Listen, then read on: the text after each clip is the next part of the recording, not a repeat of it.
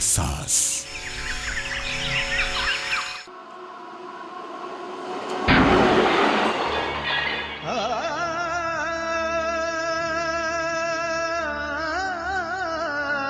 Railway crossing पर जरा सी भी लापरवाही कितनी भारी पड़ सकती है, कोई गांव गड़िया में जाकर देखे। इसी इलाके में एक पूरी की पूरी बारात की बस जो है अनमैन्ड के हादसे का शिकार हुई। बस में करीब हो गए 80 आदमी। पूरे गांव में तहलका मच गया था एकदम। हालांकि उसमें रेलवे की कोई गलती नहीं थी, बोर्ड यूजर्स की गलतियां थी। थोड़ी सी सावधानी से आप अपने जीवन को बचा सकते हैं। नमस्कार, एहसास के आज के अंक के साथ हम हाजिर हैं। मैं हूं नीलम शर्मा।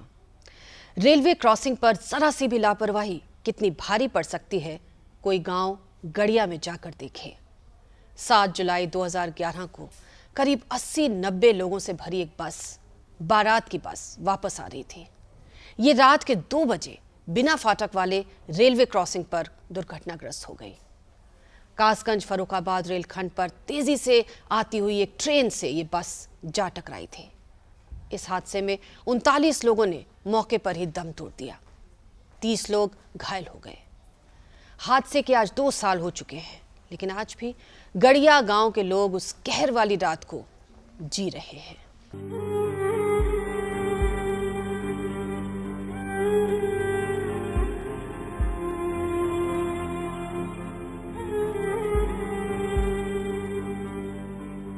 एक भूल ही थी जो गांव का मातम बन गई।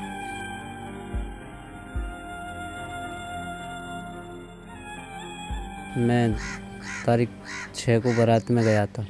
7 तारीख को 2 बजे एक्सीडेंट हो गया था। वहाँ पर रास्ता में मोड़ थी ट्रेन की लाइन में। गाड़ी जैसे चढ़ी वैसे ही देख नहीं पाई ड्राइवर ने, और वो एक्सीडेंट हो गई। सारी गाड़ी कट गई। 1-2 किलोमीटर तक लाशें बटोरी, उसमें मैं भी था।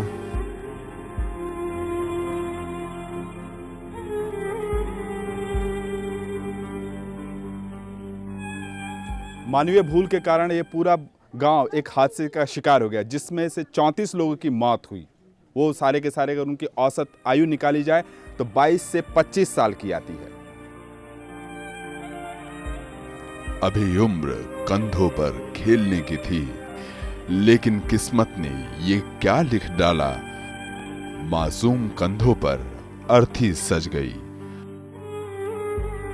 हसीन आंखों के सपने बिखरे, मेहंदी का रंग स्याह हो गया, सिंदूर छूटा, महिलाएं विधवा हो गई।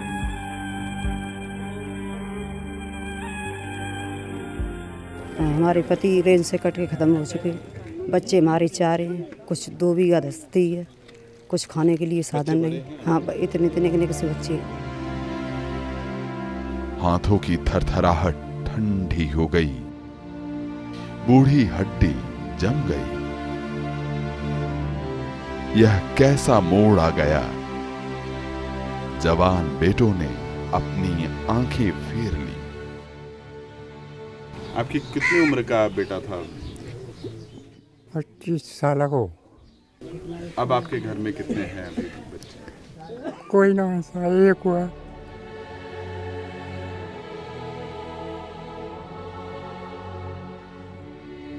हादसे के बाद गांव का मंजर खौफनाक था, और इस हादसे के बाद आज 2 साल हो गए हैं, और इस गांव में केवल बुजुर्ग और कुछ बच्चे ही दिखाई देते हैं।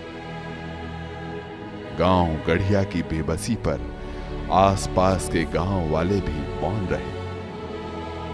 किसी ने पहले कभी काल के इस चक्र को देखा नहीं था। रिश्तेदार लोग आ गए थे, उन्होंने उठा के जलाए थे साहब। हम लोगों को तो कोई पता ही नहीं था, ना कोई होश था वहाँ पे।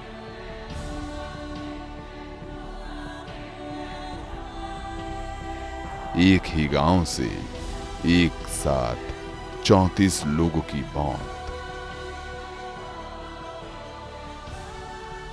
गांव के हर एक कोने से चित्कार, बस चित्कार।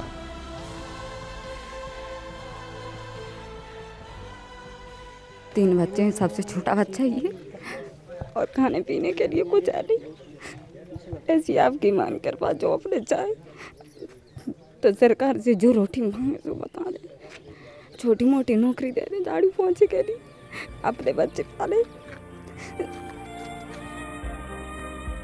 यह तो शहनाई का धोखा है। इसने अपने सुरों को मात भी कर डाला। खौफनाक था वह दिन, वह तारीख। लला लग गई, 5 लाख रुपया लग चुके लले। लला की जना कट गई, माथो फट गया, देह ठोटे गुड़ टूट गया, जो हाथ है ना सूदो हाथों ना आ जाते सब खाओ। बेटा बहुत दुखी हो मैं लड़का भी ना बहुत दुखी।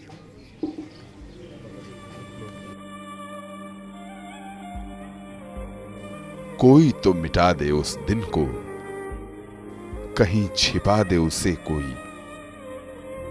दिल और दिमाग चाहता यही है,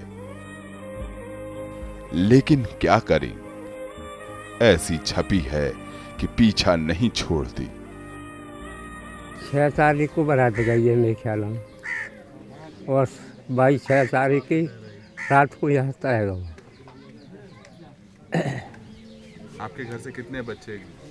2 लड़का गए, बे करता रहता है। एक तो सिलिया है, मैं दिखाऊँ, अब एक नाती रहेगा।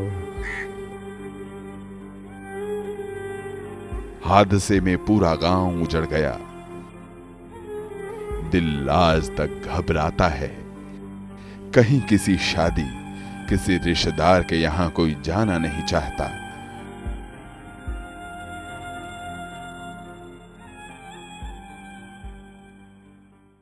पूरे गांव सब दुखी है, कोई बदलाव नहीं है। और मैं तो बच्चा तो गया ही। आजकल लड़कियों की शादी भी लगन में है, और वैसी बच्चों की किसी की शादी भी आए, सब मने ही हैं मेरी।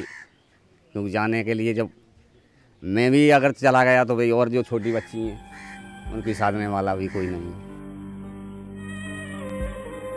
डर लगता है कहीं फिर कोई हादसा दबे पांव चला ना आए। बदहाली का मरसिया यहां बूढ़े लोग अपनी नजरों से रोज पढ़ते हैं। यहां बूढ़ी आंखें नम हैं, महिलाएं कठोर हैं। नियति का खेल आज भी जारी है। बहुत दुख होता है हम लोगों को। कोई है नहीं, जो एक आध हैं वो मतलब भयभीत हैं उससे जाने से। उस जाने से मतलब इसलिए भयभीत हैं कि कहीं आगे को कोई और न दुर्घटना हो जाए, इसलिए। हादसे में बचे लोग इलाज कराते कराते तबाह हो चले हैं। बच्चों को भविष्य देने की रस्साकशी महिलाओं के साथ जारी है। एक जीत की उम्मीद पर नियति का कोई जोर नहीं है। हर बार बार हार जाने के बाद भी ये महिलाएं यूं ही भाग्य का लिखा धूमिल करने के लिए आ खड़ी होती हैं। एक बच्चा है, लड़का है, वो विकलांग है, 8-10 साल को। अब हमारे घर पर कोई वो है नहीं, कोई समस्या पर कोई खाए करके कोई है ना। अब साहब हमारी 3 लड़की नहीं बिना बेग पढ़े हुए को बैठी, हमने पढ़ा ना पाई, हमारे पास कोई पैसा ही पास ना है। नाते रिश्तेदार, पड़ोसी, गांव वाले मदद करके थक चुके हैं। अब कोई भी सहारा नहीं बन पा रहा है। दलिया बेच के बच्चा पालता है। अब मैं कहाँ चले जाऊँ, 7 बच्चा है। एक लला है छोटो तो 5-6 सालों को, और 2 बीघा जमीन है। अब मैं कहूँ वो करना पाता, और बच्चे सब 6 लली हैं, सुबह शादी लायक हैं। अब मैं मंजूरी धतूरी कहूँ बच्चा करना पाते हैं। लड़की हैं, रिश्तेदार कोई आपकी मदद के लिए कोई नहीं है। मैं अकेले हैं, 2 भाई खत्म हो गए, 2 रह गए, वे अपने निन्ने आ रहे हैं। नीतू से मिलिए। यह लड़की 4 बहनों में सबसे बड़ी है। रेलवे क्रॉसिंग पर हादसे के शिकार बस में नीतू के पिता भी थे। अब तीनों बहनों की जिम्मेदारी नीतू के कंधों पर है। मेरे पिताश्री राकेश कुमार इस घटना में खत्म हो गए हैं। हम 4 बहनें हैं, कोई भाई नहीं है। घर में कोई ऐसा सदस्य नहीं है जिसके सहारे से हम गुजर चला सकें, कोई हमें खिला सके या हमारा कुछ कर सके। हम 4 बहनें और हमारी एक माँ है। हाँ, और पढ़ाई लिखाई के लिए कोई सहारा नहीं है जो कहीं से इनकम आए इससे पढ़ाई लिखाई करें। हमारी छोटी बहनें, मैं ही सबसे बड़ी हूँ जो घर की गुजर चल नहीं पाती है। पूरे गांव का हाल यही है। मुआवजे की रकम घर बनाने में गई या यूं ही खर्च हो गई। अब परिवार को पालने की तमाम मुश्किलें पीछा कर रही हैं। जीवन में तो सारे हैं ही दुख ही दुख, और सब असुविधा ही हैं। अब बीघा 2 बीघा 4 बीघा खेत हो, इनसे मान लो 2 वर्ष बाद या 4 वर्ष बाद पै सकेंगे, तो मजदूर भी नहीं मिलते हैं। अब तो खुद करने लायक हैं ही क्या। एक मिनट की जल्दी इस पूरे गांव पर कहर बनकर टूट पड़ी है। सरकारी खजाने ने भी भरपाई करके काम खत्म कर लिया है। डीएम साहब उस समय हादसा के वक्त डॉक्टर बलकार सिंह थे, तो उन्होंने कहा कि इस गांव का तो दीपक ही बुझ गया, तो इस गांव के लिए मैं 10 लाख रुपए देता हूं, तो यहाँ रोशनी करवा दो। उससे सर ये लट्ठे अट्ठे लगे हैं, रोशनी का प्रबंध हो गया है। फाइलें यहां भी क्लोज्ड हैं। जननेताओं की गाड़ियां टूटे रास्तों से गांव तक नहीं आ पाएंगी। ऐसे में कासगंज जिले का यह गांव तिल तिल मरने के लिए रोज तैयार होता है। नई सुबह में यहां कोई आस नहीं होती है, ना ही सूरज ढलने से यहां रात होती है। रात का बसेरा तो हर घर में है।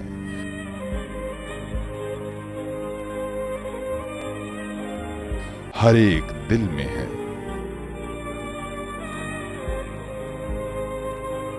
इन्हीं पत्थरों पर चलकर अगर आ सको तो आओ। मेरे घर के रास्ते पर कोई कहकशां नहीं है। इज्जत नगर मंडल के कई फाटकों पर कई ऐसे लोग मिले हमें जिन्होंने फाटक बंद होने के बावजूद अपनी जान जोखिम में डालकर क्रॉसिंग पार किया।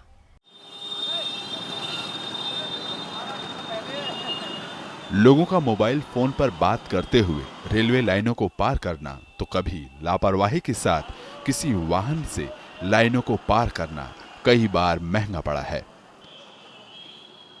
पूर्वोत्तर रेलवे के इज्जत नगर मंडल में कई फाटकों पर जाकर हमने देखा कि लोगों के पास समय एकदम नहीं है। फाटक बंद हो जाने के बाद भी लोगों के पास धैर्य नहीं है। किसी भी तरह से फाटक पार कर लेना चाहते हैं। ये देखिए, इन जनाब को बाइक लेकर चल निकले हैं। अब जरा इनके बहाने भी सुन लीजिए। ये बताइए कि आप गेट के नीचे से क्यों निकले? नहीं, गेट के भैया, गेट के नीचे मैंने वापसी मोड़ी है गेट के। नहीं तो मैं वही तो पूछना चाह रहा तुमसे कि गेट वालों को रोक रहे हो या वापसी वालों को रोक रहे हो? नहीं, वापस क्यों जा रहे थे? जिसे बंदा तो मैंने वापसी मैंने निकलने को तो मैंने मोड़ी, तुमने वैसे रोक लिया। इन मोहतरमा से मिली, पढ़ी लिखी होने के बावजूद कितनी जल्दी में है। अभी लेट हो रहा है मेरे को। नहीं, रोकने के लिए होता है मानते हैं, लेकिन लेट हो रहा था तो इसलिए सॉरी, ये मुझे पता नहीं था। ये क्या, ये साहब अपनी बहन को लेने जा रहे हैं। क्या कोई 2 मिनट का इंतजार नहीं कर सकता? अच्छा, ये बताइए, आप मोबाइल कान में लगा करके चल रहे थे? यहाँ मेरा मोबाइल खराब हो गया, सिर्फ वहाँ दीदी लेके यहीं से आ रहा हूँ। फोन आ रहा है उनके। लगाई क्यों थी कान में? आवाज उसमें आवाज ही नहीं आ रही, बस फोन हेडफोन लगा के बात हो रही है सर। तो क्या अच्छा गलती नहीं होगी? नहीं, दीदी फोन आ रहा था, लेने जा रहा था बस। ये बाबूजी दुकान पे निकले हैं। इनकी माताजी इंतजार में हैं। कहाँ जा रहे थे आप? रेलवे लाइन अंदर से क्यों पास किया आपने? फाटक क्यों पास किया? दुकान जा रहे थे सर। तो दुकान जाना इतनी जल्दी है? क्या हो जाता है दुकान पे? सर मम्मी बैठी है ना दुकान पे, इसलिए सर गलती हो गई। हैं? अब नहीं करेंगे सर, गलती हो गई। और इन साहब से मिलिए। ये ट्रैक्टर ट्रॉली लिए कान में हेडफोन लगाए बड़े मजे से चले आ रहे हैं। यहां क्रॉसिंग पर फाटक नहीं है। इन्होंने उतरकर ट्रैक पर ट्रेन को देखने की जहमत भी नहीं उठाई। वहाँ मोड़ भी है वो बड़ा खतरनाक सा। अगर ट्रेन अचानक से आ जाए तो आप कैसे देख पाएंगे? रोकते हैं पहले इसको, ट्रैक्टर को रोकते हैं। उतरते हैं आप? उतरते तो नहीं सर, रोक के देख लेते हैं, झाँक के इधर उधर कोई आ तो नहीं रहा है। जब देख लिया नहीं है तो आ गए। देखा आपने, ये महेश थे जो कान में मोबाइल की लीड लगा करके ट्रॉली से ये रेलवे क्रॉसिंग क्रॉस कर रहे थे। और ये अनमैन्ड क्रॉसिंग है। यहाँ पे साफ साफ संकेत लिखे हैं, अनमैन्ड का निशान भी बना है, लेकिन ये लोग कोई भी सावधानी नहीं लेते हैं। गाड़ी इधर से तो नहीं आ रही, उधर से तो खैर, इन्हें नहीं पता है कि यहाँ घात लगाए रेलवे की टीम तैनात है। ये तुमने ये प्रोसीजर अडॉप्ट नहीं किया।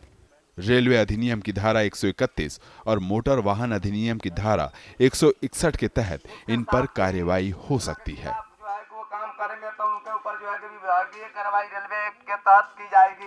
हम समय समय पर अभियान चलाते हैं जिसमें ड्राइविंग लाइसेंस, रजिस्ट्रेशन नंबर और मोटर व्हीकल एक्ट के बारे में जानकारी भी देते हैं। हमारे यहाँ रेलवे बोर्ड स्तर से हर माह 20 से 22 तारीख तक मानव रहित संपारों पर मतलब जो है हम लोग एम्बुश चेक, घात लगाकर हम लोग चेक करते हैं और सभी मतलब सड़क वाहन यात्रियों के संबंध में अवगत कराते हैं, उनको काउंसलिंग करते हैं, हर नियमों से अवगत कराते हैं। इन सब की जल्दी कितनी भारी पड़ेगी इसका अंदाजा भी नहीं है।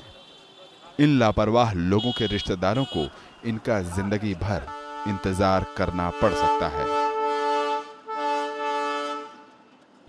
इन लाइनों पर पहला हक ट्रेन का है, उसको गुजरने दीजिए। थोड़ी सी सावधानी आपकी जान और माल की रक्षा कर सकती है। अपनी जान से खिलवाड़ ना करें। कान पे मोबाइल के लीड्स लगा करके ना चलें। आए दिन दुर्घटनाएं होती रहती हैं, इनसे आप सभी सबक लें। कैमरा पर्सन वीके चंदेल के साथ अरविंद चतुर्वेदी, डीडी न्यूज़, बरेली। ऐसा नहीं है कि रेलवे या प्रशासन लोगों की सुरक्षा के लिए चिंतित नहीं है। 2017 तक लक्ष्य रखा गया है कि ऐसे सभी फाटकों को बंद कर दिया जाएगा या फिर इन पर आरओबी या अंडरपास जैसी सहूलियतें नागरिकों को दी जाएंगी। पूर्वोत्तर रेलवे का इज्जत नगर मंडल 2011 में हुई घटना के बाद बहुत ही जोर शोर के साथ लोगों की जिंदगी बचाने में जुट गया है। गोरखपुर जोन पूर्वोत्तर रेलवे, इसी का मंडल है इज्जत नगर। मानव रहित क्रॉसिंग पर 2011-12 में 2 बड़े हादसे इसी मंडल में हुए। 2 जो एक्सीडेंट हुए थे, इनफैक्ट एक तो जिसमें कि 39 लोगों ने वो उनकी जानें गई। एक और एक्सीडेंट हुआ था हाथरस मेंढू के बीच में, उसमें भी करीब 15 लोगों की जान गई थी। तो ये 2 इंसिडेंट्स ऐसे हुए कि हालांकि उसमें रेलवे की कोई गलती नहीं थी, रोड यूजर्स की गलतियां थी, बट इवन देन संभावनाएं तभी रहती हैं जबकि अनमैन्ड क्रॉसिंग हो। अगर उनको ख़त्म कर दिया जाए या एलिमिनेट कर दिया जाए, जो भी वो हमारे पास उपलब्ध साधन है उसके थ्रू, तो उससे दुर्घटनाएं की संभावनाओं को काफ़ी कम किया जा सकता है। वाहन चालकों की छोटी सी चूक कई जिंदगियों पर भारी पड़ी। दरअसल रेलवे लाइनों को पार करते वक्त हादसों की संभावनाएं ज्यादा होती हैं। अगर क्रॉसिंग पर कोई फाटक न हो तो खतरा और भी बढ़ जाता है। यहां होने वाले ज्यादातर हादसे जल्दीबाजी का ही नतीजा है। रेलवे देश भर में रेल यात्री और वाहन चालकों दोनों को सुरक्षित करने के लिए मानव रहित संपारों को बंद करने का काम तेजी के साथ कर रहा है।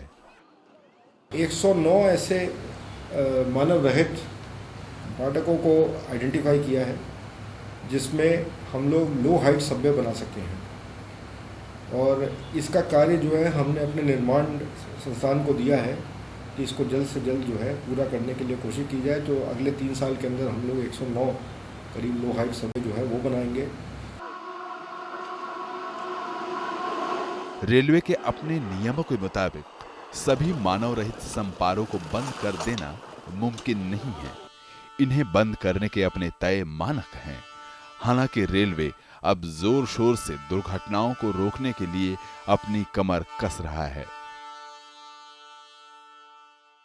हमारी यूनिट इकाई होती है, अगर वो 1 लाख से ज़्यादा हो, टीबी का मतलब होता है ट्रेन और रोड व्हीकल का मल्टीप्लिकेशन करें तो उसकी यूनिट आ जाती है, उसको हम टीबीयू बोलते हैं। यदि वो 1 लाख से ज़्यादा हो जाती है तो उसको हमें आरओबी में बनाने के लिए नियम है, लेकिन उसमें जो कॉस्ट शेयरिंग बेसिस बनती है 50% रेलवे देती है, 50% स्टेट गवर्नमेंट देती है, तो उनके यहाँ जाता है और फंड की उपलब्धता के अनुसार वो वर्क को फिर हम लोग स्वीकृत करके काम चालू कर देते हैं। इज्जतनगर मंडल का रूट किलोमीटर 1013 का है। इसमें 642 ब्रॉड गेज और 371 मीटर गेज है। इस मंडल में अगर हादसों का प्रतिशत निकाला जाए तो पूर्वोत्तर रेलवे के लगभग 15% हादसे इस मंडल में हुए हैं। मानव रहित क्रॉसिंग पर पिछले साल महज 1 हादसा हुआ। यह मंडल लगातार सुरक्षा और संरक्षा को बेहतर बनाने में जुटा हुआ है। ये बताया जा रहा है कि वो अपनी गाड़ी को गेट के बाहर रखेंगे। 111 गेट हम लोग तो बंद किया, तो हम लोग ऐसे ही बंद कर सकते हैं। इसमें स्टेट गवर्नमेंट की एनओसी लेनी पड़ती है। स्टेट गवर्नमेंट मतलब है कि डीएम जो डिस्ट्रिक्ट मजिस्ट्रेट होते हैं उनसे नो ऑब्जेक्शन सर्टिफिकेट लेनी होती है और उसके बाद ही ये बंद होता है। रेल का ट्रैक विस्तार देखें तो देश भर में लगभग 65,000 किलोमीटर के करीब है। अब इसकी सुरक्षा और संरक्षा करने की महत्वपूर्ण जिम्मेदारी 17 जोन में बटे भारतीय रेलवे पर है। नई तकनीक आने के बाद फाटकों की इंटरलॉकिंग की गई। ये फाटक पहले से कहीं ज्यादा सुरक्षित हैं। जहां रेल लाइनों पर बिना फाटकों वाले क्रॉसिंग हैं, वहां पर भी रेल ड्राइवरों को खास सावधानी बरतने के निर्देश दिए जाते हैं। हमारा जो भी गेट है उससे 600 मीटर पर पहले विजलिंग बोर्ड लगा हुआ है, जहां से हमारा ड्राइवर विजिल करता हुआ उस गेट को पार करता है। और उसके बाद भी अगर सड़क उपयोगकर्ता जो है उस विजिल का अनसुना करते हैं और अपनी सोचते हैं कि ये तो 600 मीटर या दूर है, हम पहले निकल जाएंगे, और वो पहले निकलने की कोशिश करते हैं, इसी से एक्सीडेंट होता है।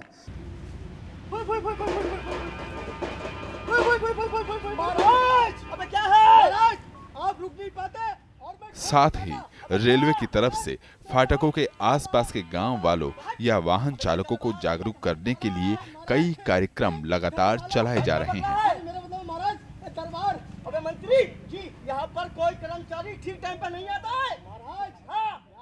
ये सभी चेतावनी के साथ छपी सामग्री लोगों तक पहुंचाते हैं। दूसरा माध्यम लोगों तक नुक्कड़ नाटक के जरिए पहुंचना भी है। जहाँ पे गेटमैन ना हो, और फाटक ना हो, ना दोनों तरफ देख के पार करियो।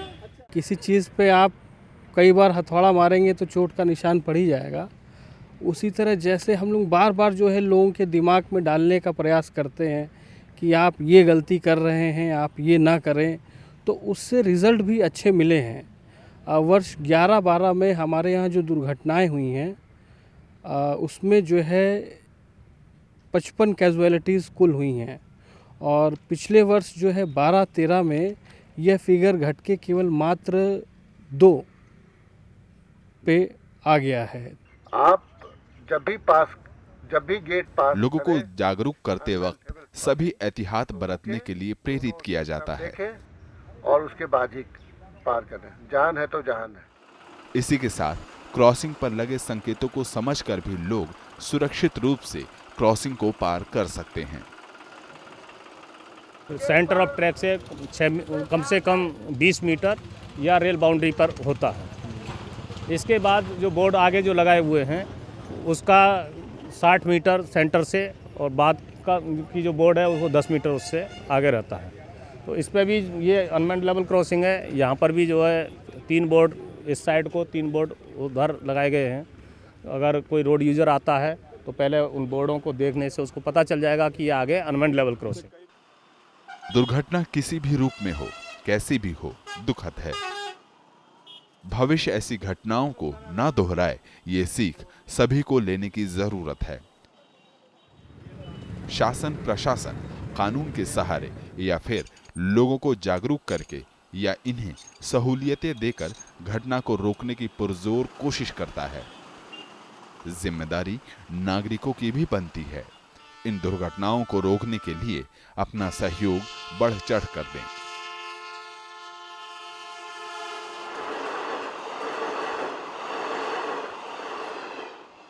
जिंदगी अनमोल है।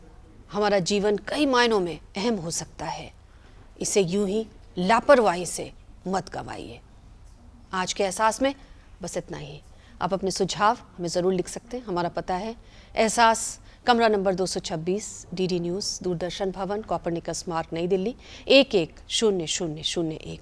आप चाहें तो हमें ईमेल भी कर सकते हैं। हमारी ईमेल आईडी है ehsas@dd.nic.in। आप अपने सुझाव और प्रतिक्रियाएं हमें फ़ोन पर भी दे सकते हैं। हमारा फ़ोन नंबर है 011-2338-6947। तो अगले हफ्ते फिर मिलेंगे एक नई उम्मीद और विश्वास के साथ। तब तक के लिए हमारी पूरी टीम को इजाज़त दीजिए। नमस्कार। एहसास।